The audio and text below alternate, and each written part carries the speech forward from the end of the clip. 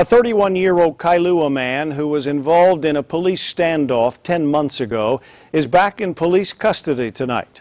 Scott Lee faces multiple charges following a car chase that started in Manoa and ended in front of HPU's Windward campus.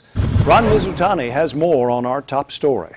Joe, HPD's helicopter was also involved in this chase that ended where HPU students had gathered for a pedestrian safety campaign with police officers. HPU students and police officers had just started a pedestrian sign-waving campaign when officers received a call that a police chase was heading their way. I guess the guy was armed, so he just didn't want any of us getting hurt. And all of a sudden they heard over the radio that there was a guy jumped out of a car after being a high-speed police chase, and he had a gun or something, and they thought he was in the area, so they rushed us out of here, they closed us down, and then apparently it ended up right here, right in front of us. The suspect was wanted on warrants for forgery and contempt charges and was spotted by Crime Reduction Unit officers in Manoa.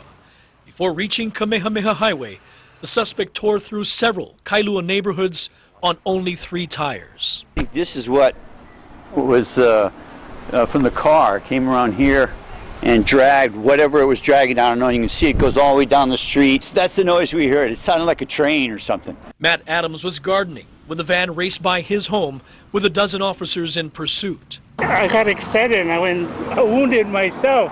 The van left behind scarred roads for several miles before coming to a stop in front of the HPU campus. We're standing down there and then we just see this billowing smoke come from right where the squad cars were already sitting. He is in custody, 1 male and 1 female. 31-year-old Scott Lee was taken to Casa Medical Center with minor injuries before being transported to the Kaneohe Police substation.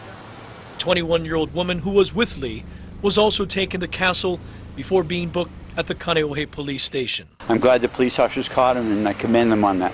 Lee failed to appear in court Monday on multiple charges for his role in a police standoff in January.